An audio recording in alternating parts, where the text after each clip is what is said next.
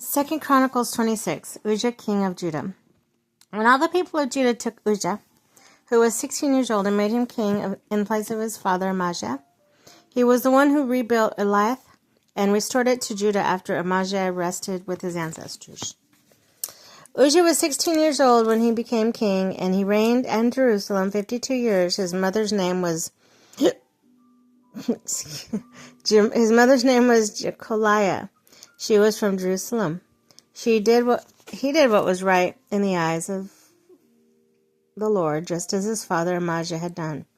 He sought God during the days of Zechariah, who instructed him in the fear of God.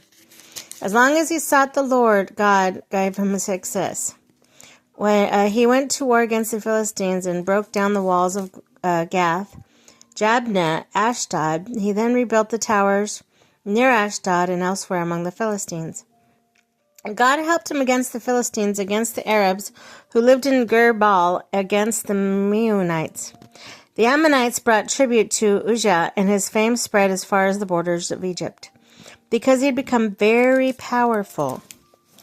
Uzziah built towers in Jerusalem at the corner gate, and the valley gate, and at the angle of the wall, and he fortified them.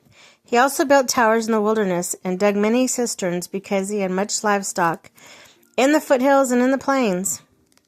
He had people working in his field vineyards, in the hills and in the fertile lands, for he loved the soil. Uzziah had a well-trained army, ready to go by the divisions according to their numbers, as mustered by Jiel, secretary, and Maaseiah, the officer under the directions of Hananiah, one of the royal officials. The total number of the family leaders over the fighting men was 2,600.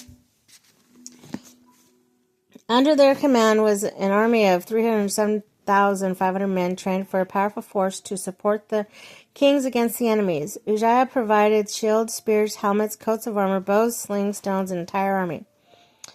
In Jerusalem, he made a device invented for use on towers and corner devices so that soldiers could shoot arrows and hurl large stones from the walls.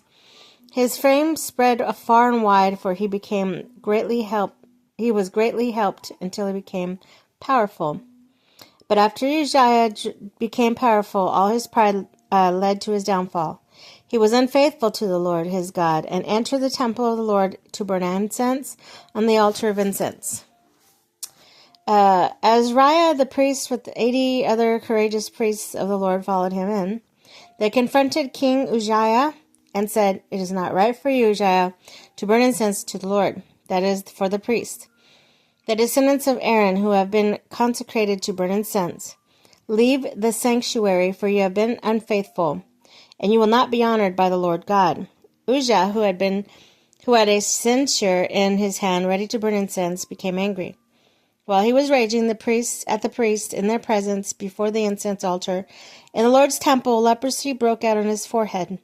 When Azariah, the chief priest, and all the other priests looked at him, they saw that he had leprosy on his forehead, so they hurried him out. Indeed, he himself was eager to leave because the Lord had afflicted him.